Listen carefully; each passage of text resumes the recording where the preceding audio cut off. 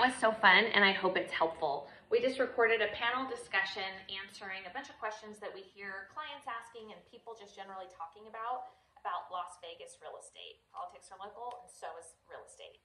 We went over 3 questions, and we're going to package this and be able to send it out for people. 3 main questions. What happens when interest rates go down to supply and demand? What if you waited, say just in the last year, because you're waiting for interest rates to go down? Financially, what's the impact to you? And what does home price appreciation look like over the last, say, 10 years?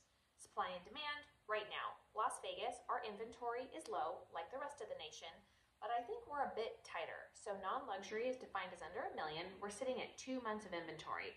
That's extraordinarily low.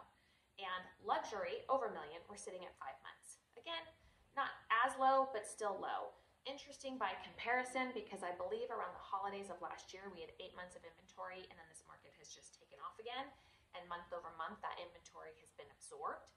So, the supply and demand are pretty basic, right? If you've got low supply and high demand, then home prices typically rise, and by typically I mean almost always. I can't see a situation where that wouldn't be the case, but I'm a lawyer, and so you don't hear me say never or always. It's just always giving room, some margin, if you would.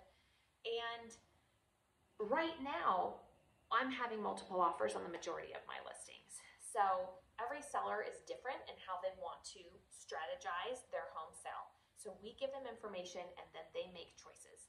But the ones that are following a certain strategy, they are getting multiple offers on homes, and we still have relatively high interest rates. By the way, these rates are not high.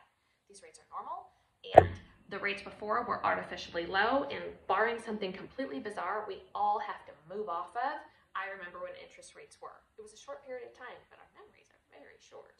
So I remember my first house, I got 8%, and the partners in my law firm said, oh my gosh, you're never gonna see a rate like this again. Okay, great. I knew I wanted to buy real estate. I knew because my mom was a realtor for my whole life. I saw the value in real estate. I don't like to pay rent. I don't like to pay somebody else's debt off. I like to pay my debt off, and I like to get appreciation just for living in a house that I need to live in anyway. So one of my colleagues did an example of if you were going to buy last year versus this year, what happened? Okay, the median home price, single-family residential home last year in May was $430,000. Interest rates are at about 7. Fast forward 12 months, home prices have gone up about 9.1%, and now so we're at $469 for the median, same interest rate. So now you didn't save money, you lost, well, $39,000 of equity. You lost that portion of the principal that you would pay down, the same interest rate, and now your payment, because the house is more expensive, is about $44 more. Oh, and you have to come up with more money for your down payment. What? And you paid somebody else's debt off if you were renting. And those aren't good facts to me. Then another colleague reviewed home price appreciation in Las Vegas since 2014. And it has been a steady incline of about 5% a year.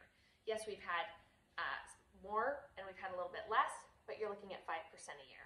5% a year for, say, 10% down, and you're paying off your principal, and if you can afford the house and you want to refinance when the opportunity presents itself, you can. Is it the right time for you to move? That's personal to you. But having data helps you make good decisions. If you have any questions, reach out. We've got more listings coming. It's off to the races this year, 2024, with this supply and demand situation and all these people moving to Vegas. Home prices are continuing to go up, and in the foreseeable future, that's what we think